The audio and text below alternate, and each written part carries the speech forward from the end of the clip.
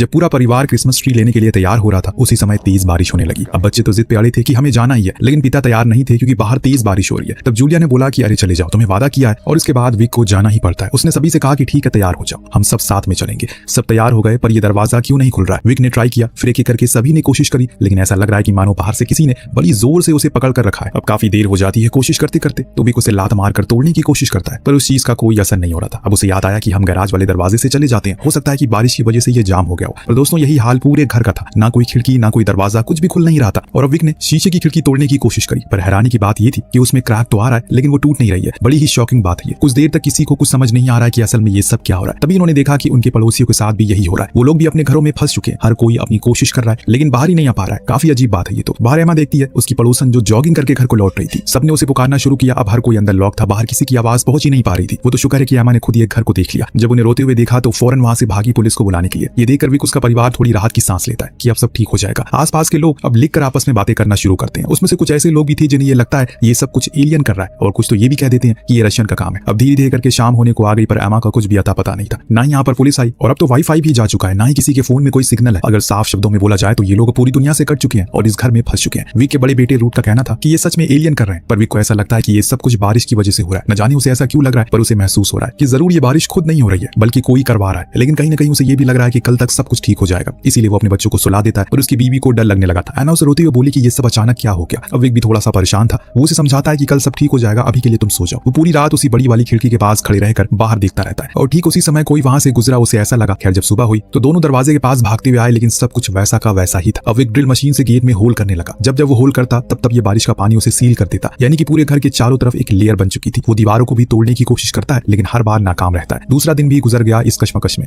जब तीसरा दिन हुआ दोनों को उम्मीद थी कि आज कुछ होगा, पर कुछ नहीं बदला। लेकिन विक अपने दोनों बच्चों के सामने पैनिक नहीं होता, बल्कि उनसे ये कहता है कोई बात नहीं, ये कई साल पहले भी हो चुका है जब तुम दोनों बहुत छोटे थे। कुछ टाइम में सब कुछ ठीक हो जाएगा। इसके बाद वो उन्हें समझाता है कि हमें वैसे ही रहना होगा जैसे हम नॉर्मली रहते हैं, और इस परेशानी को एक साथ लड़ना होगा, एक टीम की तरह। ठीक है, सबने खुशी से टीम बनाने का वादा किया और फिर अपने रोजमर्रा के काम में लग गए। विक ने जानकारी इकट्ठा की तो पता चला उनके पास तकरीबन 2 महीने का खाना इकट्ठा है, जो काफी है। भला 2 महीने कौन ही एक कॉलोनी के बीच बने घर में लॉक रहेगा। डिपार्टमेंट जल्दी ही कोई कड़ा कदम उठाएगी, बाकी पानी और बिजली कब तक। और एक दिन वो अपने पड़ोसी रिचर्डसन से लिखकर बातें करता है, तो वो कहते हैं कि उन्हें ऐसा लगता है कि सिर्फ ये कॉलोनी नहीं बल्कि दुनिया की हर कॉलोनी, हर घर में रहने वाले लोग ऐसे ही कैद हो गए हैं, और इसीलिए अभी तक हमारे पास कोई नहीं आया। इस बात में कितनी सच्चाई है कितनी अफवाह है ये तो हमें आगे पता चलेगा। एक दिन विक को पता चला कि उसकी जो चिमनी है उसमें क्रैक आ चुका है, जो दिक्कत का सबब बन चुका है। अब कब 4 दिन 1 हफ्ता बन गया किसी को पता नहीं चला, क्योंकि ये लोग काफी हंसी खुशी एक साथ रह रहे थे। पर जूलिया ने अब चीजों को स्टोर करना शुरू कर दिया। जैसे वो टमाटर को काटती है तो उसमें से निकले बीजों को स्टोर कर लेती है, या फिर घर में लगे पौधों में डाल देती है। दिमाग काफी है उसके पास। एक दिन विक को पता चला कि उसके पड़ोसी रिचर्डसन का खाना खत्म हो गया है। उसे ये जानकर काफी अफसोस होता है, पर वो कुछ कर भी तो नहीं सकता। अगर वो बाहर जा पाता तो सबसे पहले उन्हें ही खाना देता, लेकिन ऐसा मुमकिन ही नहीं। बाद में पूरा परिवार बैठकर आज 23वीं बार वही मूवी देखता है, क्योंकि इनके पास सिर्फ 2 ही मूवी कैसेट, इंटरनेट भी नहीं चल रहा है। तो कुछ ऐसा हाल है आज का,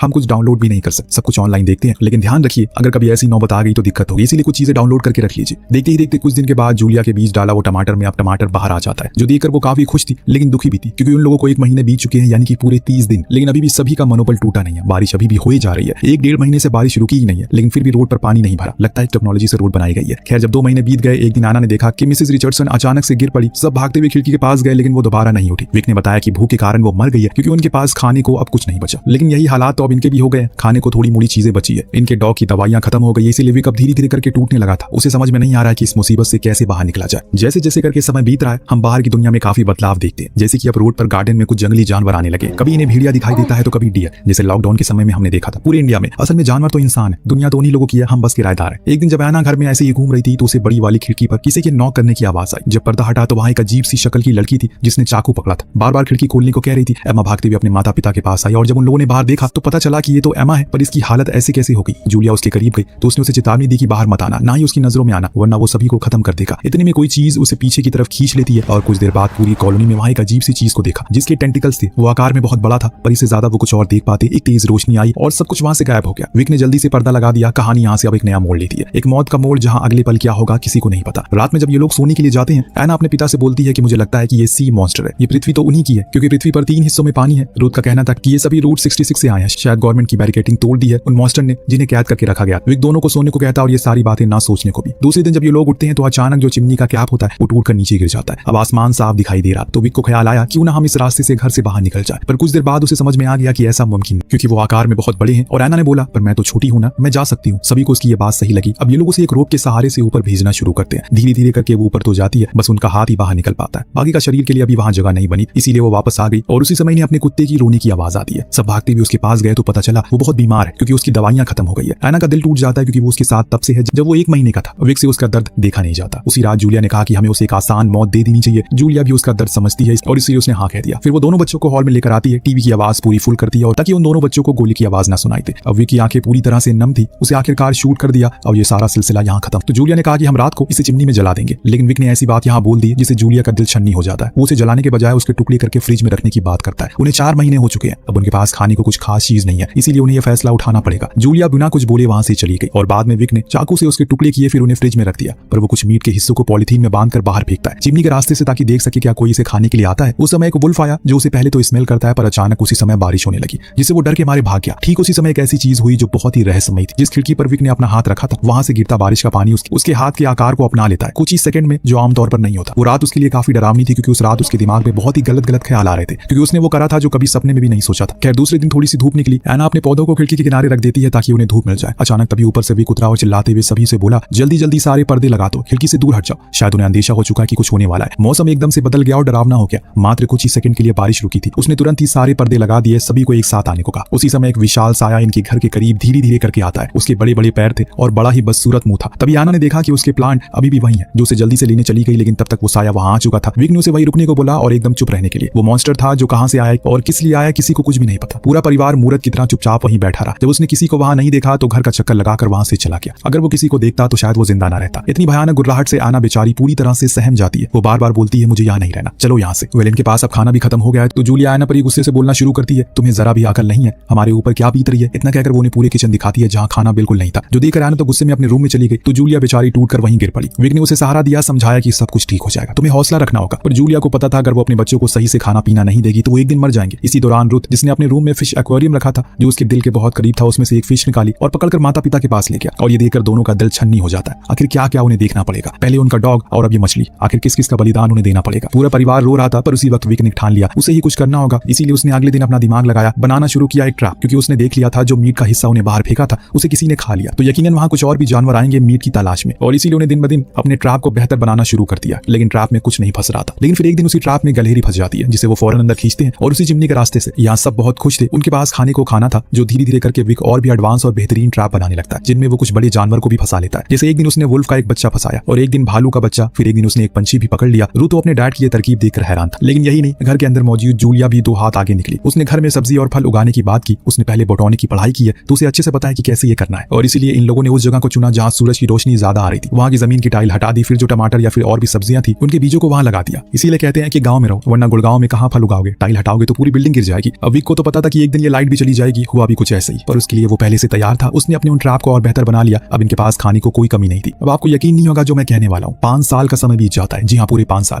यानी कि 1862 दिन। इन बीते सालों में विक ने हर वो चीज तैयार कर ली जिन्हें उन्हें रहने और जीवन को काटने में तकलीफ नहीं होगी, और वो घर में बैठे बैठे शिकार कर सकते हैं। अपने आप ही वो रस्सी उनके पास आकर गिर जाती है। शिकार को लेकर ऐसा इंतजाम कर लिया था। दोनों बच्चे भी अब बड़े हो चुके हैं, उन्हें भी इस वातावरण में रहने की आदत हो चुकी है। लेकिन बीते समय के साथ इनके सामने कुछ परेशानियां भी आई हैं। जैसे कि जिस जगह पर इन्होंने प्लांट लगाए थे वो अच्छे खासे बड़े हो गए हैं, लेकिन वो जिस जगह निकल रहे हैं वहां की जमीन अभी धंसना शुरू हो गई है, जिसे किसी भी समय ये घर गिर सकता है। जब भी कोई इस बारे में पता चला तो उसे डर नहीं लगा, बल्कि वो तो खुश ही था। हो सकता है कि अगर ये घर गिर जाए तो उन्हें बाहर निकलने का कोई रास्ता मिल जाए। रुथ भी बड़ा हो गया है और समय के साथ उसके अंदर काफी बदलाव आए हैं, काफी एग्रेसिव हो गया है वो। ऐसे एक दिन उसकी और उसके पिता के बीच में बहस हो जाती है और वो उन्हें ये बोल देता है कि वो ये सब फालतू काम करके बस उनका समय बर्बाद कर रहे हैं, ना कि उन्हें कोई तरीका ढूंढना चाहिए यहाँ से निकलने का। विक को बहुत बुरा लगा क्योंकि उसने अपनी आधी से ज्यादा जिंदगी अपने परिवार को वो सुविधाएं देने में निकाल दी जो कोई और नहीं दे सका। इसीलिए इनकी पूरी कॉलोनी खाली हो गई, कोई जिंदा नहीं बच पाया सिवाय इनके, और उसके बच्चों को उनकी कदर नहीं है। अब बाहर भी सब कुछ जंगल में बदल चुका है। जंगली जानवर ऐसे घूम रहे हैं जैसे ये उन्हीं का घर हो। अभी तक इन्हें कोई ऐसा डर नहीं लगा है, लेकिन एक दिन मौत इनके दरवाजे पर दस्तक देती है। तेज बारिश शुरू हो गई और वो मॉन्स्टर इनके दरवाजे पर आ गया। इस बारी उसने अपनी शक्तियों से डोर को अनलॉक कर दिया। सभी को जहां जगह मिली वो वहीं छुप गए। वो अंदर आकर जितने भी पौधे थे सभी को खराब कर देता है। वहां एक अजीब सा लिक्विड भी छोड़ देता है। इतने में उसे अपने बाकी साथियों की आवाज आ गई। वो सब कुछ छोड़कर वहां से भाग गया। इस दौरान दरवाजा खुला तो रुथ सोचता है कि वो बाहर निकल जाए, पर उसके डैड उसे रोक लेते हैं और कहते हैं कि तुम ये क्या कर रहे हो, पागल हो क्या तुम, बाहर मौत है। रुथ अपने ही डैड पर चिल्ला देता है कि हमारे पास मौका था बाहर जाने को, पर विक उसे समझाता है कि मुझे भी पता है मौका था, पर बाहर जाकर वो मौका मौत में बदल जाएगा। बड़े होते होते दिमाग घुटनों में आ गया है तुम्हारा। अब सब चुप हो जाते हैं, वही बैठ गए। अब तो उनके पौधे भी खराब हो चुके हैं, वो क्या करेंगे। ये परेशानी कम थी कि एक दिन ऐना को एक जानवर काट लेता है जिसे विक ने ट्रैप में फंसाया था, और उसके काटने के बाद वो बीमार हो जाती है। अभी उसे सिर्फ दवाइयां ही बचा सकती है। अब यहाँ विक अपने परिवार के किसी भी सदस्य को खोना नहीं चाहता, इसीलिए वो गैराज में जाकर अपनी कार को स्टार्ट करता है और तेज तेज एक्सेलरेशन देने लगता है। वो गैराज के गेट को तोड़ने की कोशिश करता है, लेकिन कार टूट जाती है पर गेट नहीं टूटता क्योंकि वो अंबुजा सीमेंट से बना था। अब सब लोग आकर उसे संभालते हैं उसी दौरान उसे ध्यान आया सीवर लाइन का, जो पूरी कॉलोनी में सभी के घर से जुड़ी है। उसने उसी समय अपने घर के टॉयलेट को तोड़ा और तभी जमीन दिखने लगी। ये इसी रास्ते से मिस्टर रिचर्डसन के घर जा सकते हैं, लेकिन एक दिक्कत है, ये जगह बहुत छोटी है तो विक तो नहीं जा पाएगा, जूलिया को जाना पड़ेगा। वो तैयार हो गई जाने को, जैसे तैसे करके वो उसी रास्ते से मिस्टर रिचर्डसन के घर पहुंच गई।